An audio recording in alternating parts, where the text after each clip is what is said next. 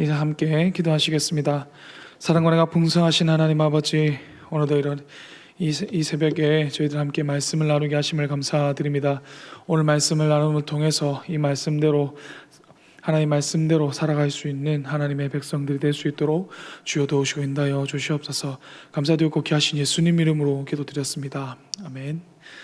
오늘 함께 나누실 말씀은 시편 42편 1절에서 11절까지 말씀입니다. 시편 42편 1절부터 11절까지 42편 전체의 말씀입니다. 저와 여러분이 한 절씩 교독하시고 마지막 절은 함께 읽으시겠습니다. 제가 먼저 읽겠습니다. 하나님이여, 사슴이 시냇물을 찾기에 갈급한 같이 내 영혼이 주를 찾기에 갈급하니이다. 하나님 곧 살아계시는 하나님을 갈망하나니 내가 어느 때에 나아가서 하나님의 얼굴을 배울까? 사람들이 종일 내게 하는 말이 내 하나님이 어디 있느뇨 하오니 내 눈물이 주야로 음식이 되었도다. 내가 전에 성의를 지키는 무리와 동행하여 기쁨과 감사의 소리를 내며 그들을 하나님의 집으로 인도하였더니 이제 이 일을 기억하고 내 마음이 상하는도다. 내 영혼아, 내가 어찌하여 낙심하며 어찌하여 내 속에서 불안해하는가? 너는 하나님께 소망을 두라. 그가 나타나 도우심으로 말미암아 내가 여전히 찬송하리로다. 내 하나님이여, 내 영혼이 내 속에서 낙심이 되므로 내가 요단 땅과 헤르몬과 미살산에서 주를 기억하나이다. 주의 폭포 소리에 깊은 바다가 서로 부르며 주의 모든 파도와 물결이 나를 휩쓸었나이다. 낮에는 여호와께서 그의 인자하심을 베푸시고 밤에는 그의 찬송이 내게 있어 생명의 하나님께 기도하리로다. 내 반석이신 하나님께 말하기를 어찌하여 나를 잊으셨나이까? 내가 어찌하여 원수의 압제로 말미암아 슬프게 다니나이까? 하리로다. 내 뼈를 찌르는 칼같이 내 대적이 나를 비방하여 늘 내게 말하기를 내 하나님이 어디 있느냐 하도다. 함께 읽으시겠습니다. 내 영혼아, 내가 어찌하여 낙심하며 어찌하여 내 속에서 불안해하는가? 너는 하나님께 소망을 두라. 나는 그가 나타나 도우심으로 말미암아 내 하나님을 여전히 찬송하리로다. 아멘. 할렐루야, 반갑습니다. 오늘 말씀 가운데 하나님께서 은혜 주시고 응답하실 줄 믿습니다. 오늘 본문은 고라 자손의 맞쓰길, 인도자를 따르는 노래, 부르는 노래라고 표제해서 이야기해주고 있습니다. 고라 자손은 레위 지파에 속한 자들로서 다윗과 솔로몬 통치 기간에 성전지기 일과 성전에서 하나님을 찬양하는 일을 담당했던 자들입니다. 그리고 맞쓰기라는 단어는 가르치다, 교훈하다는 등의 의미로 사용됩니다.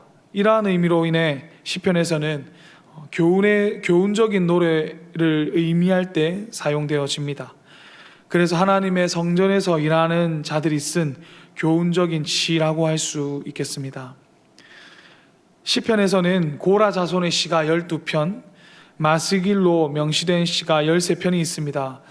오늘 말씀은 고라 자손의 시 중에서 첫 번째, 그리고 마스길로 명시된 시로서는 두 번째 시입니다. 그 가운데 오늘 시는 시인이 하나님을 향한 탄식과 함께 하나님을 소망하는 내용이 나와 있습니다. 1절에서부터 4절까지 그리고 5절부터 10절까지 단식을 담고 있고 5절과 11절은 후렴구로 사용되며 하나님께 소망을 두고 있다는 내용을 담고 있습니다. 먼저 1절부터 4절까지 첫 번째 단식이 나옵니다. 1절과 2절을 먼저 읽어보도록 하겠습니다. 하나님이여, 사슴이 시냇물을 찾기에 갈급함같이 내 영혼이 주를 찾기에 갈급하니이다. 내 영혼이 하나님 곧 살아계시는 하나님을 갈망하나니 내가 어느 때에 나아가서 하나님의 얼굴을 배울까? 시인은 1절에서 자신의 영혼이 하나님을 찾는 것이 목마른 사슴이 시냇물을 찾는 것과 같이 갈급하다고 이야기합니다. 그리고 바로 이어서 2절에서도 자신의 영혼이 살아계신 하나님을 찾는다고 하며 하나님을 만나고 싶어하는 갈급함을 나타냅니다. 이것은 하나님께서 응답하시지 않음에 있어서 단순히 실망하여서 아쉬워하는 그 정도로 그치는 것이 아니라 하나님과 멀어짐에 대한 자신의 감정을 자신의 영혼, 즉 목숨과 연관시켜서 강하게 그 아쉬운 마음을 표현하고 있는 것입니다. 그가 그렇게 하나님을 찾는 이유는 3절에서 나옵니다. 3절을 읽어보겠습니다.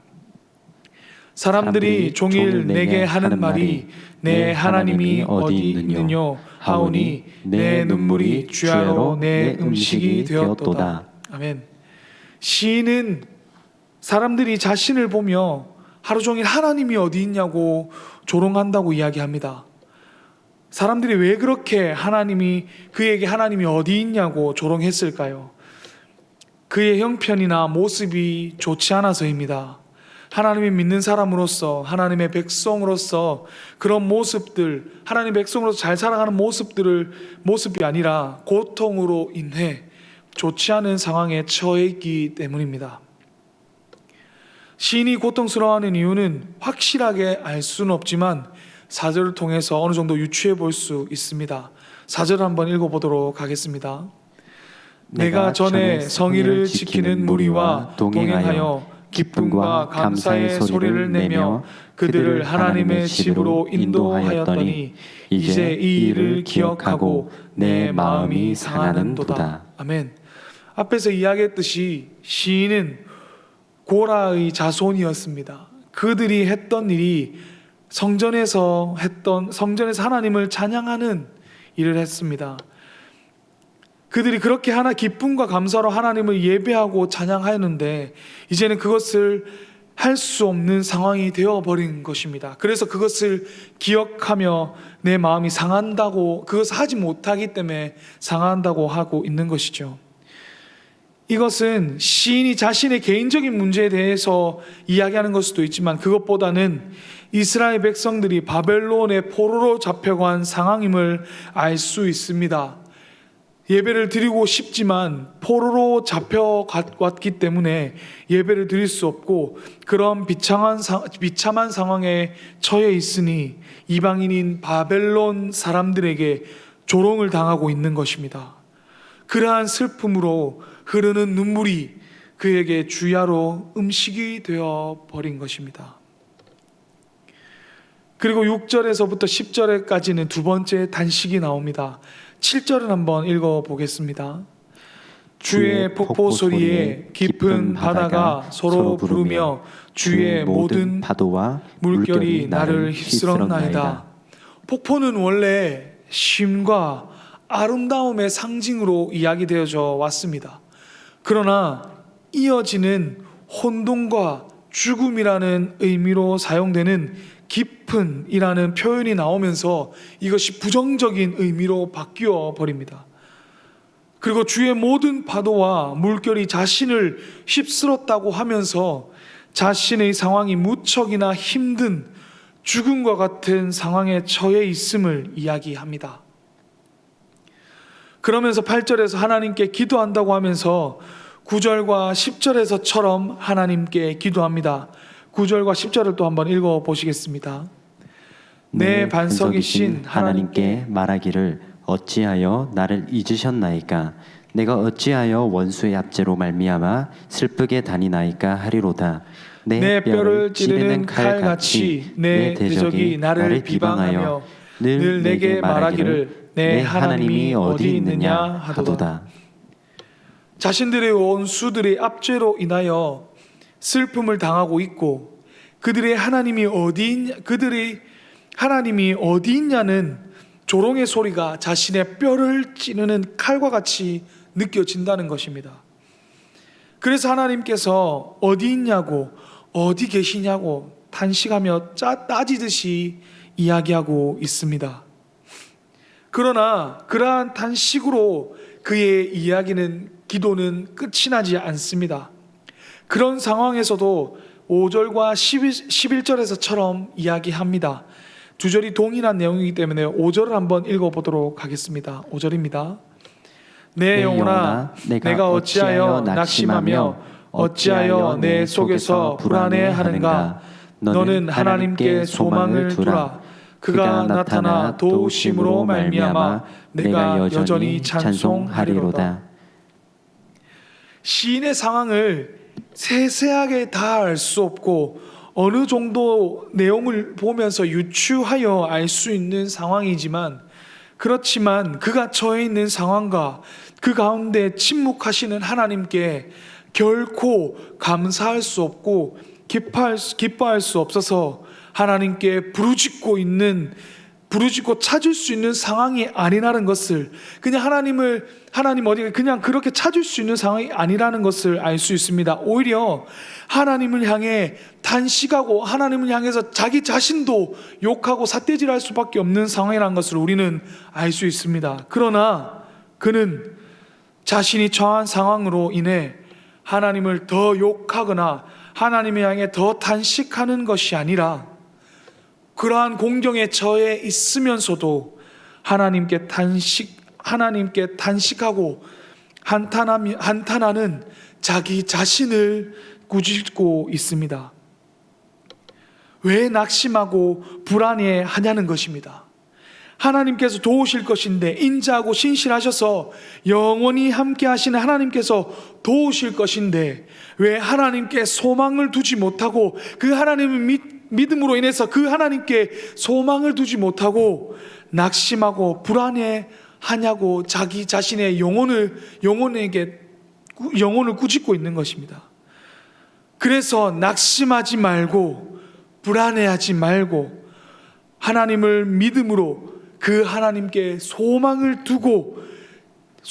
두라고 자기 자신의 영혼에게 이야기하고 있는 것입니다.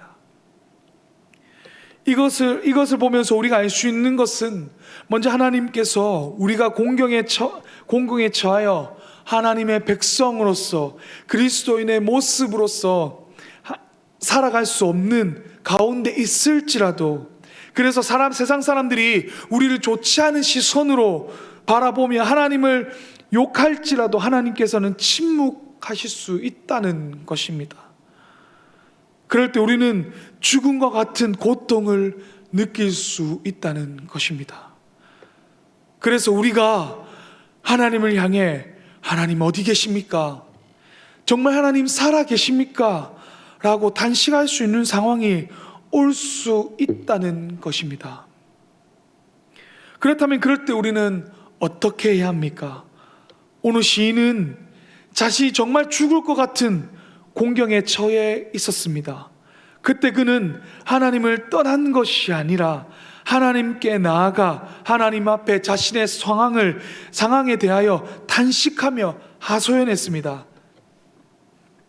그의 문제들로 인해 원망의 소리가 끊기지 않더라도, 자신의 입에서 하나님을 향한 그 원망의 소리가 끊기지 않더라도, 고통으로 인해 죽을 것 같더라도 하나님 앞에서 원망하고 하나님 앞에서 하나님 나 죽을 것 같다고 하소연하고 있는 것입니다. 그런 것처럼 우리도 그렇게 해야 합니다.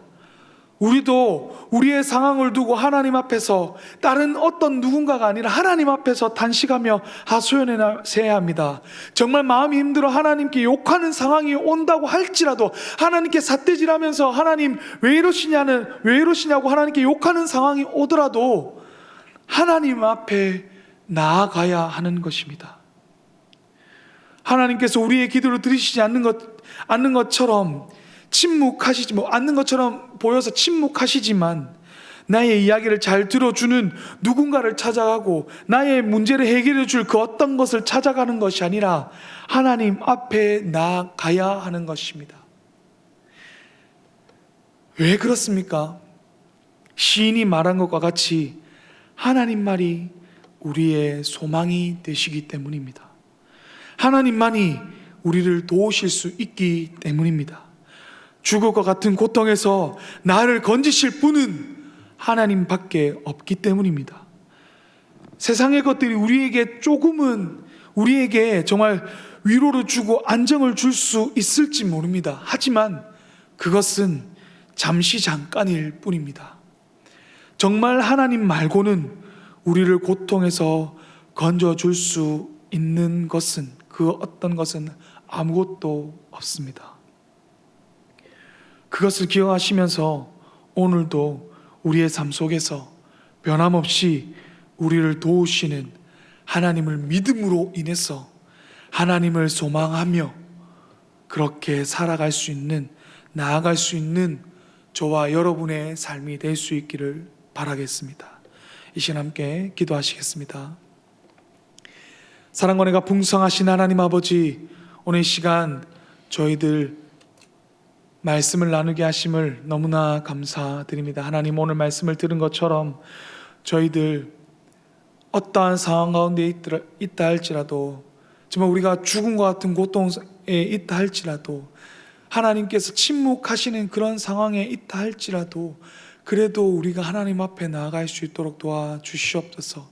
하나님 앞에 나아가서 하소연하고 하나님 앞에 나아가서 탄식할 수 있는 저희들이 될 수 있도록 도와주시옵소서. 그래서 정말 하나님만이 우리의 소망 되심을 계속해서 우리 마음 가운데 두고 그렇게 하나님 앞에 나아가는 우리의 삶이 될 수 있도록 주여 도우시고 인도하여 주시옵소서. 언제나 함께 하신 주님 아버지 믿사옵고 귀하신 예수님 이름으로 기도드렸습니다. 아멘.